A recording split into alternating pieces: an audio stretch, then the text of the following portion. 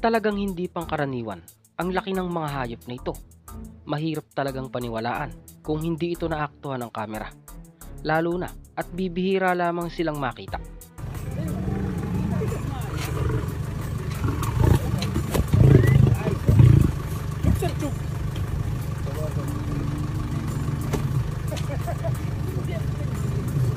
Ito ang Tibetan Takin.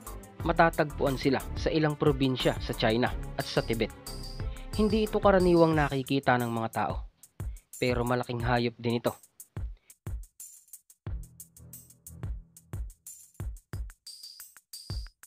May average height sila na 3 to 4.5 feet, gaya ng isang ito. Kung tatayo pa nga siya, ay mas malaki pa siya sa babae.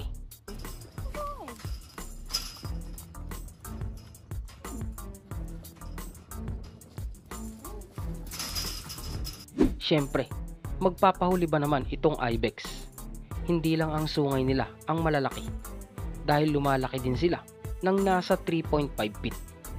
Minsan nga ay mas tumataas pa sila ng higit dito.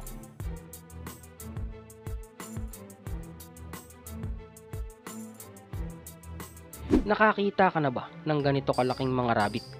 Halos kasing laki na sila ng ibang mga aso. Talagang nasa lahi na yata nila ang malalaking uri ng kuneho.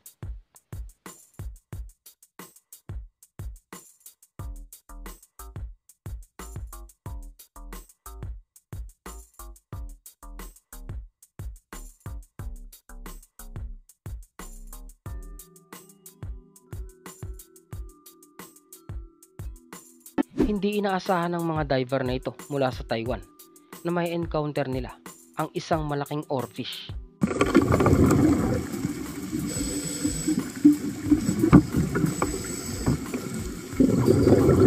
May mga paniniwala pa nga ang ilan na kapag nalabas daw ang oarfish ay nagbababala raw ito na magkakaroon ng tsunami. Pero napatunayan niya ng ilang scientists na hindi naman pala totoo.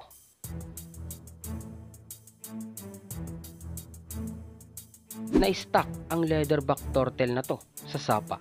Hindi ito makaalis dahil sa kalakihan niya.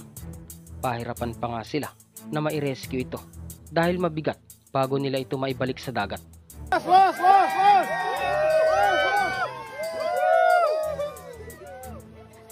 Nasa 270 kilo naman ang isang ito na kanila ring ibinalik sa dagat.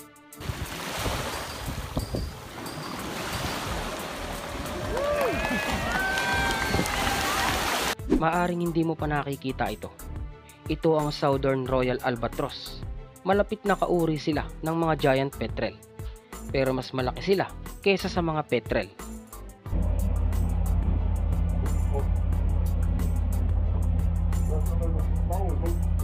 Kitang-kita naman kung gaano kalaki ang isang ito nung tinatanggalan nila ng tanda sa paa.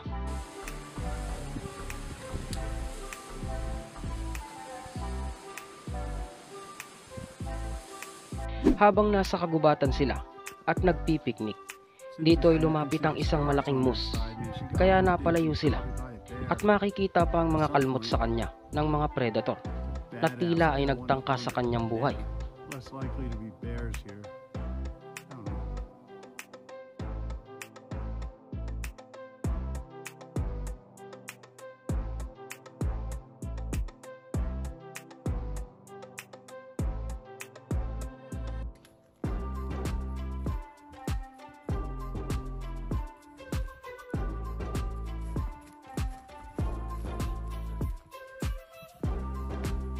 Kung takot ka sa bulate at maliit ito, hindi mo talaga sila kayang hipuin. Ano pa kaya kung ganito talaga kalaki? Talagang mapapagkamalan din sila na parang ahas.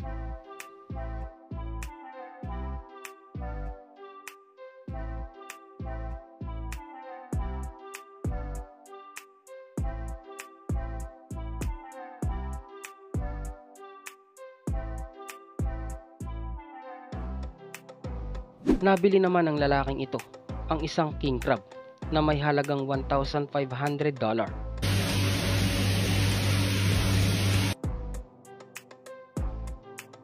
Talaga namang sulit na sulit ito, lalo na sa may hilig sa mga seafood.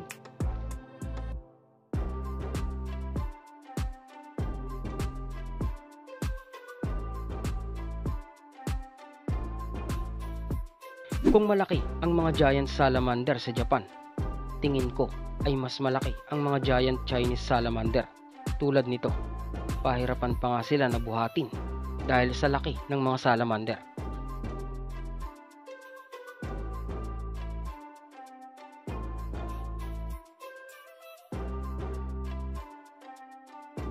Hindi rin pangkaraniwan ang laki ng mga baboy ramo na to, na nalampasan pa ang average na laki ng ilang baboy. Makikita na lang sa kanilang katawan, gaya nito.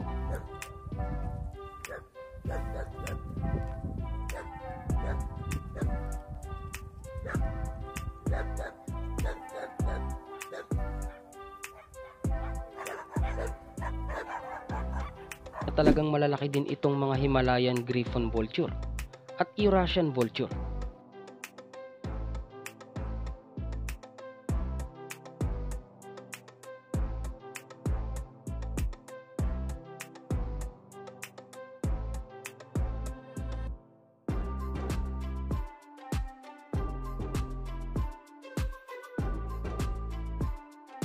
Ang laki ng catfish na to. Hindi ko akalain na mas malaki pa siya sa tao, at talaga namang lalaki pa rin siya ng sobra. Maaring isa nga talaga ang mga ito sa ancient creature.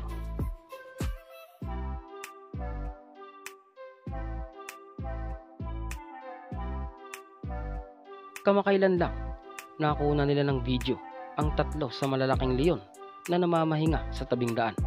Nag-aabang lamang sila ng prey na makikita nilang malapit dito at saka nila susugurin.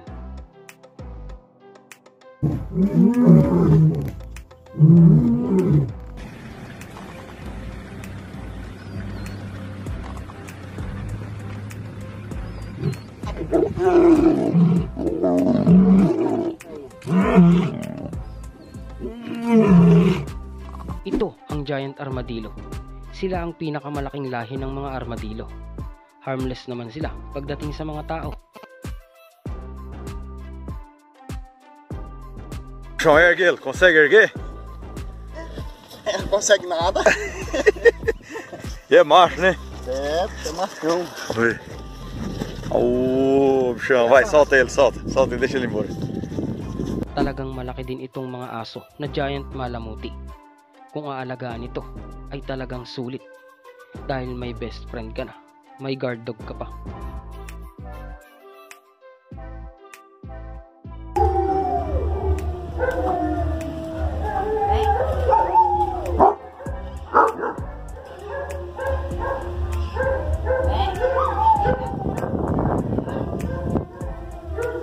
Siyempre, hindi mawawala ang mga buhaya na kagaya nito. Kung palakihan lang ng katawan, ay walang magagawa sa kanila. Allahu.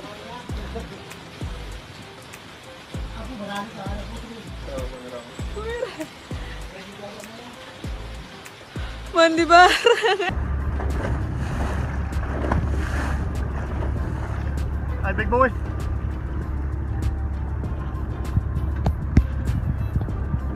Wow. Grabe, kaya hindi din sila karaniwan, dahil bibihira lamang sila kung makita, at maaaring kaya ito lumalaki ng sobra. Kaya yan lang muna ang mga video natin sa ngayon. Ikaw, alin sa mga video ito ang nagustuhan mo? Kaya comment ka lang sa ibaba ng channel na to at pag-usapan na yan.